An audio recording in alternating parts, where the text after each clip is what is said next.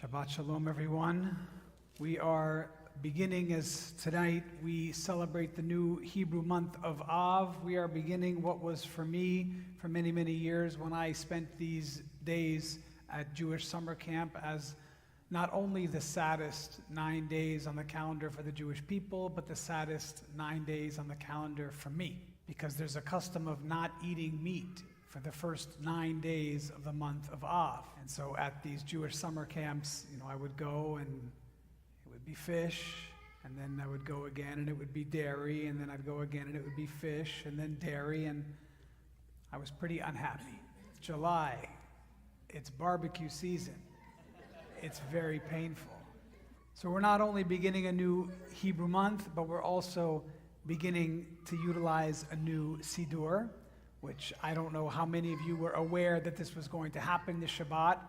I announced it last Shabbat, so if you were not aware, that just means you weren't here last Shabbat. But we are beginning, and we are going to get used to this Siddur so that when Rosh Hashanah and Yom Kippur arrive, and we have our new high holiday Machzor, which is the same publisher compendium in this Lev Shalem Full Heart series of the conservative movement, we'll be more ready for it. And tomorrow morning, if you come back, there's a teaser. I'm going to teach some of the aspects that make this Siddur special, and some of the aspects of this prayer book that show how challenging it is to maintain a current prayer book, because even though this prayer book was published only 9 years ago for the first time, we're a little slow here at ATJC. We want to make sure that it's accepted and everyone else likes it. We don't want the first printing or the second printing. We've got the third printing.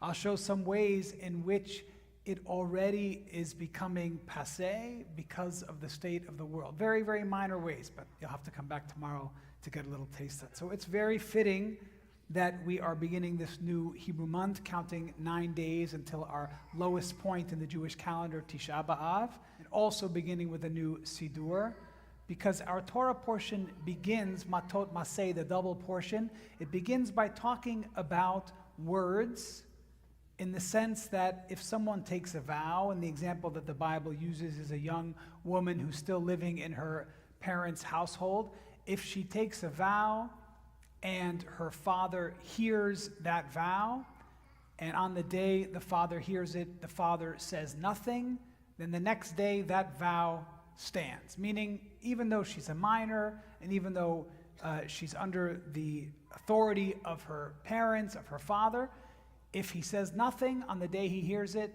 that vow stands. But if on the day the father hears the vow from his daughter, he protests or decides it's not an acceptable vow, he has the power to annul it. But he has to do it on that day. And what I find interesting about that is the following. First of all, in the Jewish tradition, words are so powerful. The words that we find on the page of this new prayer book are very powerful. They're going to help elevate our souls in ways perhaps that we haven't yet done. And we know that the words that we offer one another throughout our days in the Jewish tradition are seen as very, very impactful. It's not an accident that in the Hebrew language, the same Hebrew word root for word, daber, ledaber, davar, is the same root for the Hebrew word for a thing.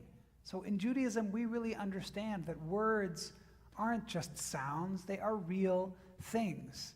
I'm thinking this past week of funerals at which I was present, and I see how, and I saw, as I often do, how powerful words can be in a person's journey towards healing and grieving and taking steps forwards. If the right words are spoken in the right moment, it can do wonders. And if the wrong words are spoken, it can be devastating.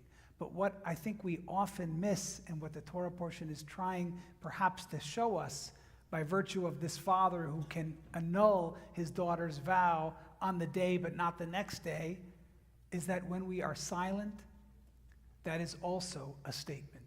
Meaning, if we are quiet and we say nothing, it's not that we're doing nothing. We're doing something. We are choosing to not speak, and that in and of itself sometimes can also be problematic. Of course, it's crucial to know when to talk and when to be silent. But there are often times where we take that easy way out and think, if I just don't say anything, I'm doing the right thing. But in Judaism, it's not good enough. We have to not only choose our words wisely and say the right words, we have to make sure that we refrain from lashon hara, from evil speech, from destructive words, but we also have to make sure that the silence that we employ is a silence that is appropriate, and not a silence of fear, and not a silence of weakness, and not a silence of foregoing our moral responsibility to step into a conversation in the right way, in a moral fashion, and in a holy way. These are the weeks in which we need to start getting ready for the high holidays. I know it sounds crazy, they're only 9 weeks away. But our tradition and our calendar invites us to start thinking about the ways in which we can be doing better now. And it's no accident that on the holiest night of the year, the very first thing we do is we tell God, okay, we may have spoken some words inaccurately, we may have made some commitments that we didn't hold to, we ask that you forgive us, and we have the Kol Nidre prayer. So I think that as we begin this solemn month of Av, counting 9 days to Tisha B'Av, and we pick up our new prayer books filled with lots and lots of words, that we begin this Shabbat, this week, to start thinking about the ways in which we talk to one another, about the words that we express to our friends and neighbors and community, and also to be conscious of the ways in which we are using silence, and to make sure that if we are silent, it's because it's appropriate to be silent, and not because we didn't have the courage to speak up when words, appropriate words, righteous words were called for. On that, I want to wish everyone a Shabbat shalom. I hope that you, as I am, are getting used to this prayer book and enjoying it. I'm enjoying so many different things, but I'm not going to go into it now. You got to come back tomorrow. But Roger's enjoying it. Roger's enjoying it too.